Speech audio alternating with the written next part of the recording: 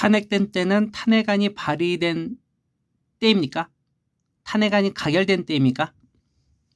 탄핵 심판이 청구된 때입니까? 결정서가 송달된 때입니까? 징계가 집행, 요구 의결 처분된 때입니까?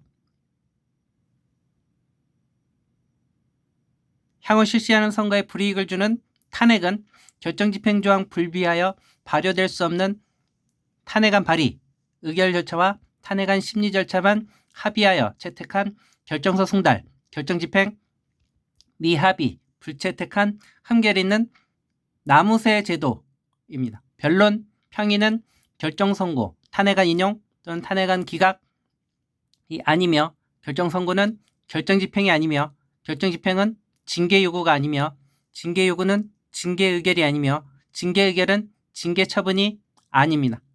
대통령 거리조항이 있고 법률에 정한 서식이 있어야만 박근혜 대통령이 거리될 수 있고 거리결정서 생산하여 중앙선거위원회에 이송할 수가 있습니다.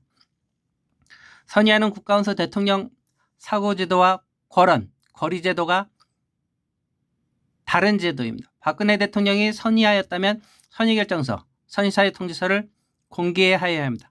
박근혜 대통령이 거리되었다면 거리결정서, 거리사회통지서를 공개하여야 합니다. 2017년 헌법재판소에서 결정서를 박근혜 대통령, 정부, 국회에 송달하였습니까? 송달하지 않았습니까? 총리는 중앙징계위원회 박근혜 대통령 징계 요구하였습니까? 징계 요구하지 않았습니까? 중앙징계위원회는 박근혜 대통령 징계위원회 소집하였습니까? 소집하지 않았습니까? 출석 통지서를 박근혜 대통령이 송부하였습니까? 송부하지 않았습니까?